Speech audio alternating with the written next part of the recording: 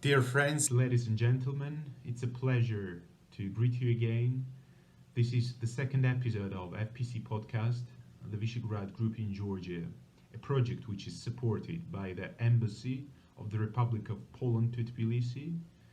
And today I have an honor to welcome the Ambassador of Hungary in Georgia, Her Excellency Victoria Horvat, and a friend of mine, Mr. Shotom Geladze, Research Fellow of the Foreign Policy Council on Central European issues. Good morning, dear friends.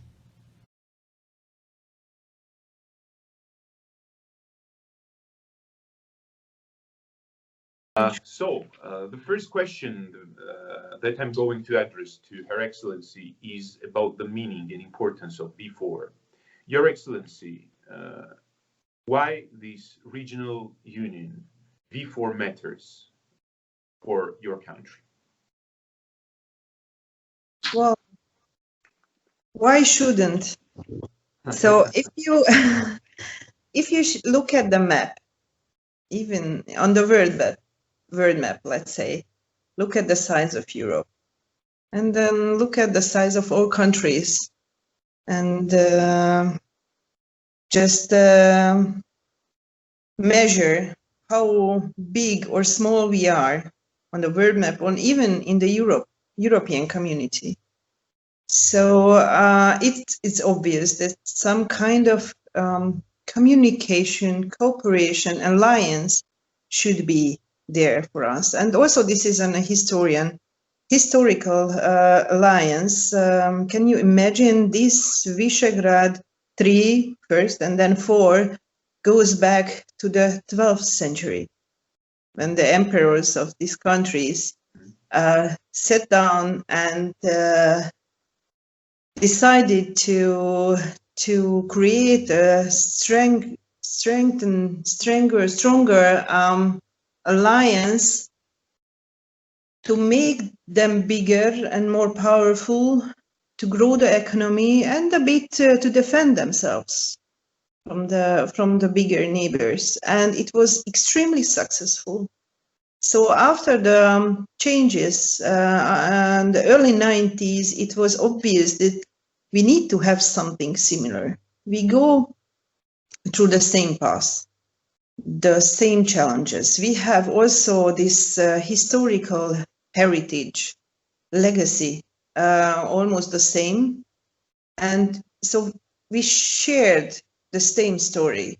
It means that it's obvious we need to talk to each other and find the topics, the issues we can cooperate and agree. And it seems the cooperation is extremely successful. Next February, 15th of February, will be 30 years old. We are very proud of our V4 cooperation and support it wherever we can. Thank you very much for your answer, Your Excellency. And I'd like to use this privilege to be the moderator of this conversation. And I'd like to give you the second question. Could you say a couple of words about the main achievements of V4? To go through this transition time that's smooth, and with this development in economy, in society, is already an achievement. Our European integration, 2004, before the NATO integration, these were done hand in hand. Of course, we are not always on the same page. There are issues we are not sharing the same opinion, but we have more common than we have to argue on. So it was very obvious from the first moment that this cooperation works. This alliance works. So as being part of the European Union, even sometimes we need to discuss topics which opinion to represent. And that's what we do always in the last years. And our representatives, prime ministers, presidents, and minister of foreign affairs are able to represent an opinion which is which strengthens our lobby power. And it seems that it's necessary. It's necessary. But if you look at just the previous past of the European Union, the discussion about the migration, the discussion of budget, these four countries were able to voice the same messages, and it's a big achievement. And only itself the fact that we started to think not only from east to west and west to east, but also from north to south, and realize that, okay, things are happening between east and west, but why we are not connected, north and south? So years before, our leaders agreed to develop the infrastructures between countries, the railway, the land road infrastructure, and it's already on the procedure. So, and not to mention the energy policy, where to connect, how to diversify the energy supplies. These are very, very, they are crucial topics. And to fight for a solution or for better results alone, instead of fighting together, working hard together, well, it seems feasible. Thank you very much for your answer, Your Excellency. Shota, please. Your Excellency, what do you think? How should Visegrad 4 should respond to the current challenges? I mean, coronavirus. On the other hand, there is Russia. And should we expect that this platform or this alliance that you mentioned will transform itself into other one? Should we expect more from Visegrad? Well, these are two different topics. Let's first start with COVID. COVID hit not only our economy, but the world economy. And these countries decided to come out from this extremely difficult situation stronger than before. Of course, extreme and special measures has to be taken. The world won't be the same like before. But to agree or to coordinate on restrictions, to talk about the how, not only the topic of what, helps a lot, even maintaining this I would say this very extreme hard 1 year, because it won't end now. Of course, it will stay with us for another I don't know how long months. But even if you look at the motto of the Polish presidency, that back to normal. We want to have a normal life, whatever it means normal after the situation, but we want to have, and these countries agreed that we want to have a functioning economy, a functioning state. That's a very big step, the decision about this. We are already prepared for facing the challenges. And the COVID started, these countries were supporting each other with equipments, with data, with experience, and then now we are consulting even in regional development or economic development. We could think that these countries are competitive, in a competitive position, but even regarding economy, yes, sometimes we compete. We do it in investment promotion, but doesn't matter. This is a fact. It doesn't keeps us away from the chance to be friends as well. We compete for companies. We compete for investment,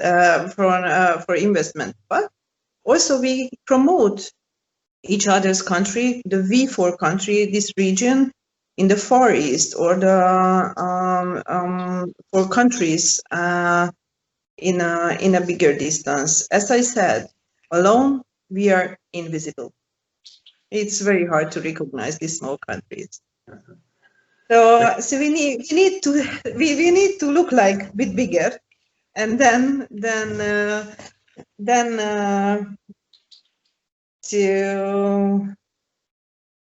to find out that this attention we already got, how to share. So that works very well. And these countries, if you look at the 2019 GDP, the average GDP of the V4 countries are higher than the average in Europe. It seems these countries have some potential. These countries have some potential regarding investment, business, even still it's a need also, not only a chance, but a need in research and development. But the companies who wants to have a faster growth, stable political situation, they want to have good infrastructure, they could consider to come to the V4 countries. So this is our hope, that we can be back to normal soon, and we work very hard to come out from this crisis stronger than we have been before. Not to mention about the importance of Germany. For Germany, the V4 countries this 4 country is a bigger economic partner than France. So it's necessary. Germany matters for us, for all of the countries. It matters. We have to have a good talk, a channel to the Western countries, but especially maintain a relationship to Germany as well. And this presidency gives high importance for that goal as well. Your second question was about foreign policy, right? So all of our foreign policy goals are dependent on our geopolitical position. No, we can do whatever we want. We can create great alliances, but first, the neighbors.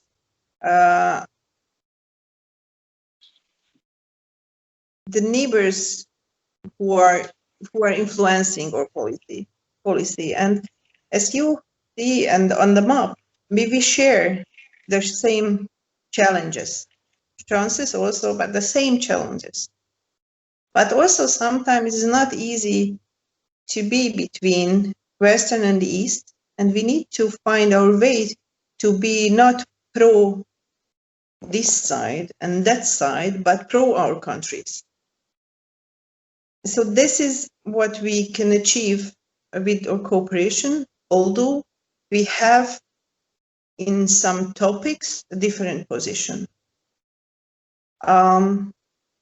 Just back to the recent happenings in Belarus, for example, regarding Belarus, we share the same opinion. As Hungary, especially Hungary, shares the position of Poland. Poland is next to a bordering country to Belarus, having a huge minority there. We follow the lead of Poland and support them. So we find the way to agree and to voice our position. And this is the issue with European Union as well. But what is common for V4, another common goal of the V4 country is the European integration and the process.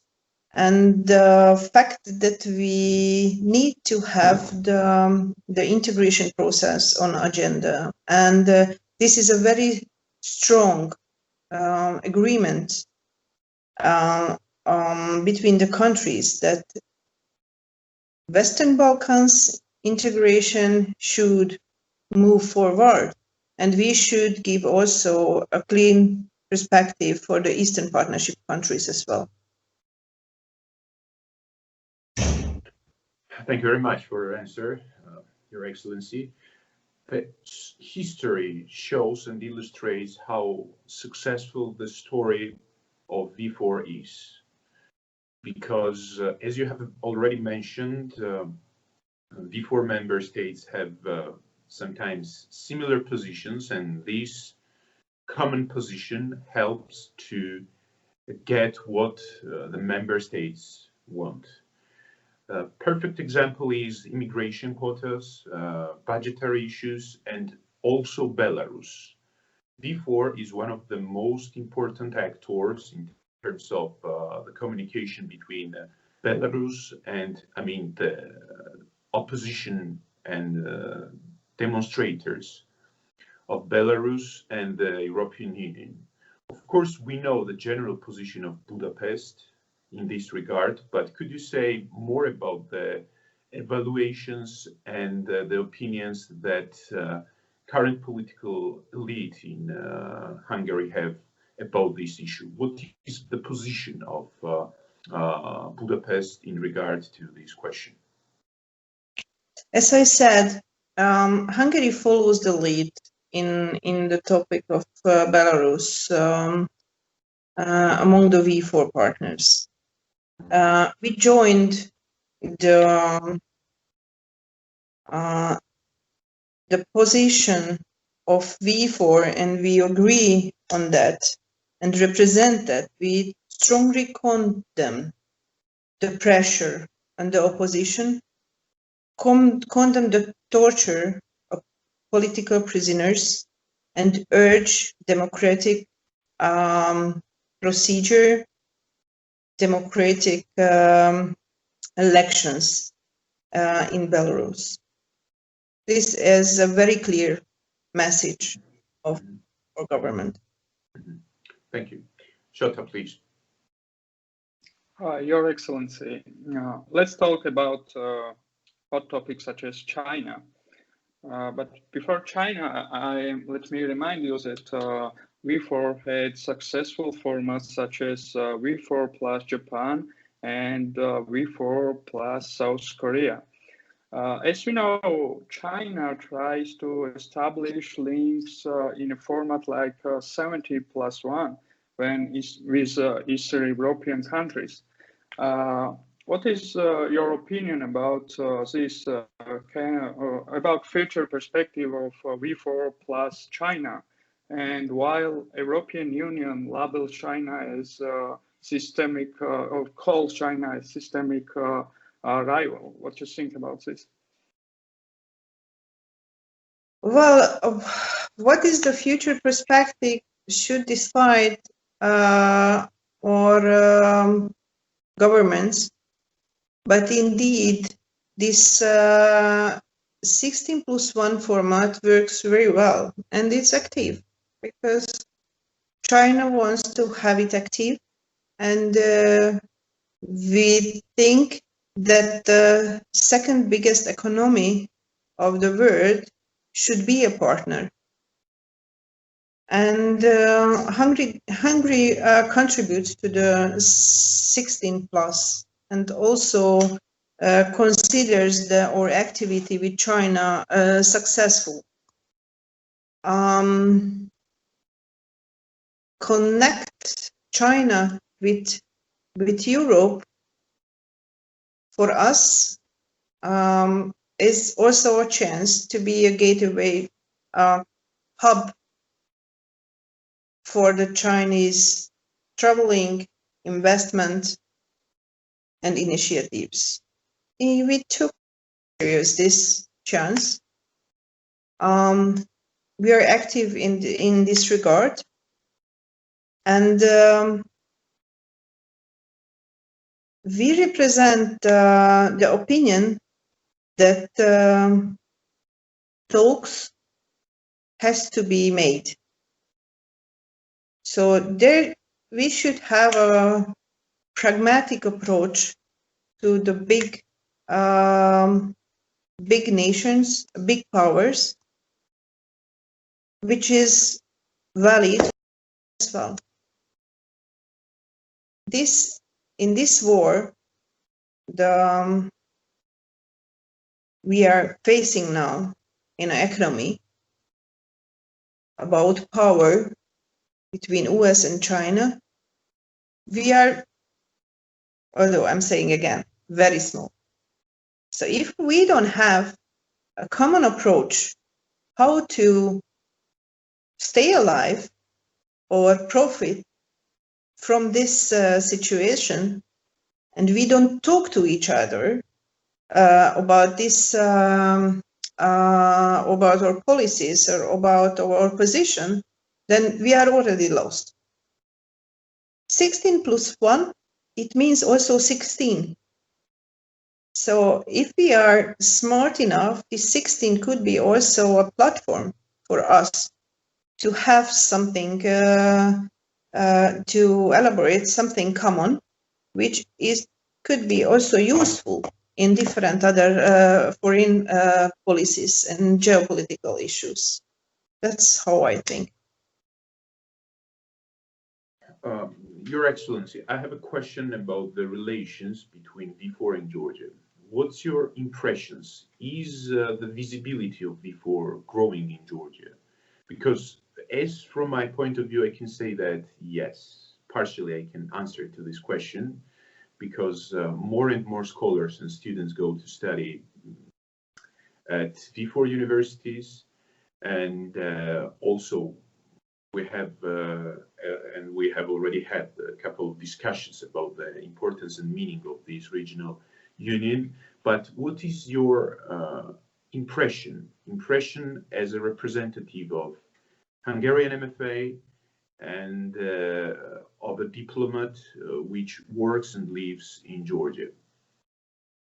Well, you asked me the question I wanted to ask you, because I hope to believe that our visibility grows. Mm-hmm. But I'm not really sure we are at the, I say, wished level of visibility in Georgia, because it's just, I see that from that transition period of Georgia is already an issue how to have an approach to Brussels, to the US, both Western, what this four country wants to tell us. So I really would like to know your opinion about this. I believe that it was to listen to the V4 countries. It was to create a channel to these four countries, not only bilaterally, but multilaterally.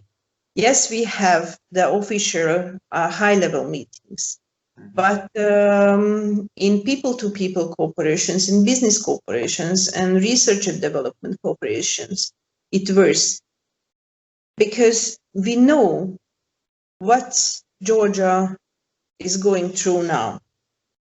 We are aware of that challenges. We are just 10, 15 years ahead. It depends on which type of season we have, 10 or 15, because in some aspects you are most faster than we were and in this transition period. You are adopting very fast, you are resilient, and you want it very, very, very much. Of course, we wanted to have these achievements and these results also very fast, and thanks God, our position, which seems to us be difficult sometimes, but regarding connectivity and political integration, we're much better. And so we could be part of the European Union 2004. We could join to the NATO. It means a lot. It helps a lot. These sources we got, these investments, these lectures we got from our Western partner were extremely helpful to stand on the level what we have now. So even I think V4 proved to be a very good lobby partner. We are a good lobby partner for each other. We are friends, we understand, we have a clear message to each other.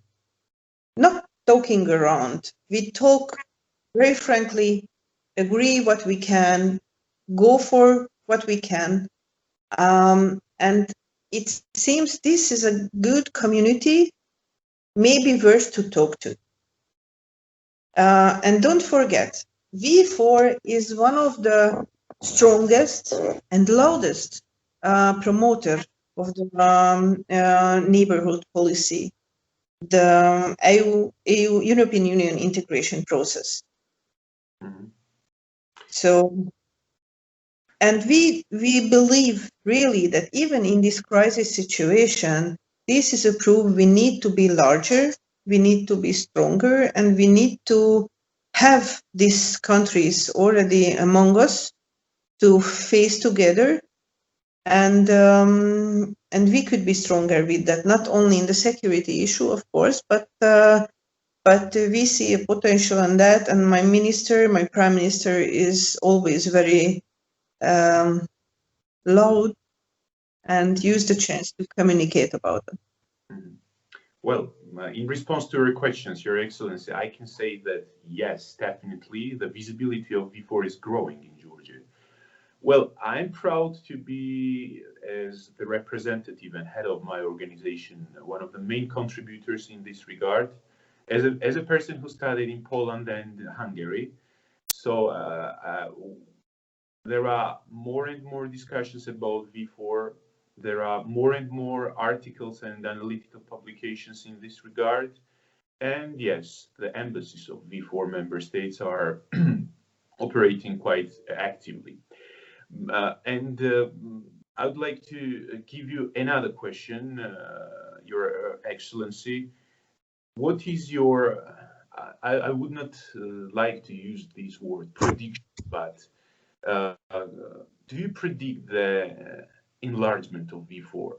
For example, the current state of affairs show that maybe there are the necessity of enlargement. I mean, there are active neighboring countries like Ukraine, Slovenia, which is, I would say, the story of success in the European Union.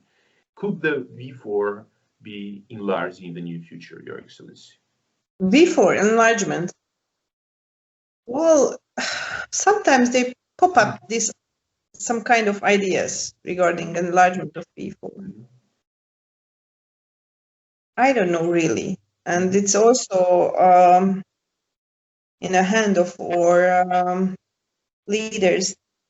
But historically, it was a cooperation of these countries, as we have the V4+ formats with European countries, with Asian countries, countries from all over the world, and also with Nordic countries. At the moment, I cannot predict. It will be in the future, and that stage, it remains in that stage, in a V4+ cooperation, it will be enlarged. Well, I'm not able to answer your question. I understand. Shota, please. Your Excellency, of Belarus, as we know, we 4 countries wanted to free visa movement for Belarusian citizens. What do you think about it, and what are other options that we 4 countries offer for Belarusian citizens? What do you think what they should offer? Yeah, it's quite a difficult question, but I don't know, about free visa movements. We can offer some political support. Frankly speaking, they have political support, but the problem of Western countries, there was an interesting article in the New York Times that all the Western countries supported Guaido after the elections in Venezuela, but still we got Maduro as a president in Venezuela. A lot of time has passed. And maybe the same kind of headache we have in regard to Belarus. And that's why, yes, the issue is very, very problematic, Shota. And maybe Her Excellency has some ideas in this regard. What can be done more? We understand the meaning of Marshall Plan for Belarus, political support, and maybe there should be done more. I think Marshall Plan. So it's very, very difficult question. I don't invite or leaders how to do something good for the Belarus people, not to hurt them more, and because all kind of support can be understood also kind of unfriendly or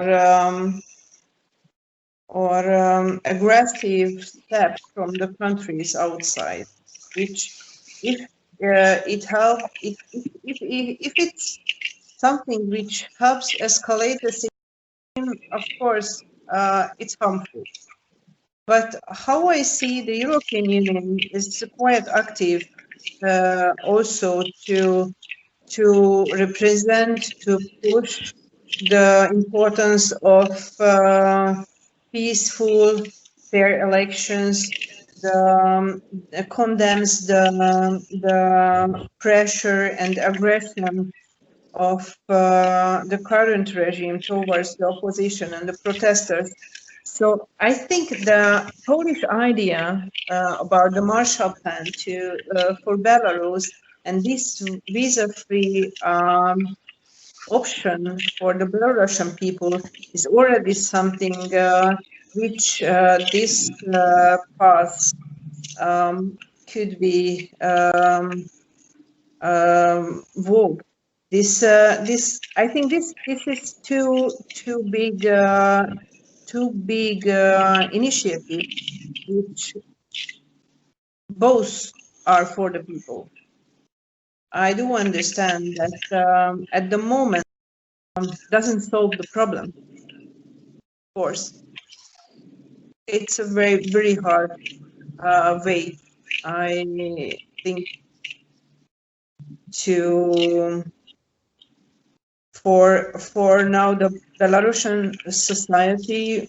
We hope to have its end as much as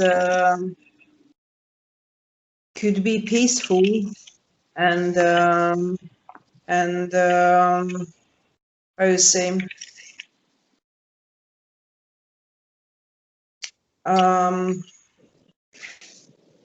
according to the Belarusian people still. It's a very sensible issue, really, and the approach should be very prudent, of course.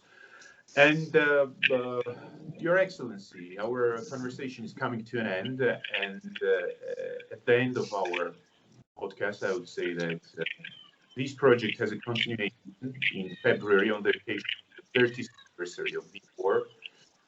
The panel will be dedicated to think tankers and the director of Visegrad Fund, another important actor of the regional union, the Visegrad Fund. And well, we'd like to thank you, Your Excellency, for being with us today, for spending the 40 minutes with us. And the conversation was very interesting. I hope to continue the cooperation with the Embassy of Hungary, with Tbilisi. Thank you very much for being with us. Thank you, Shota, and wish you all the best. Thank you so much. As being a contact embassy for the IVF, the Visegrad Fund, very happy that the IVF should contribute. As I understood, I have some noises in the air. So if I'm right, this program is also supported by the IVF, right? Yes. The Visegrad Fund. Oh, great. So we are the Hungarian embassy to Georgia, is the contact point embassy for the IVF. Hope to have such good projects in the future, more and more. Thank you for the talk. Have a nice day. Thank you very much. Have a nice day, Your Excellency.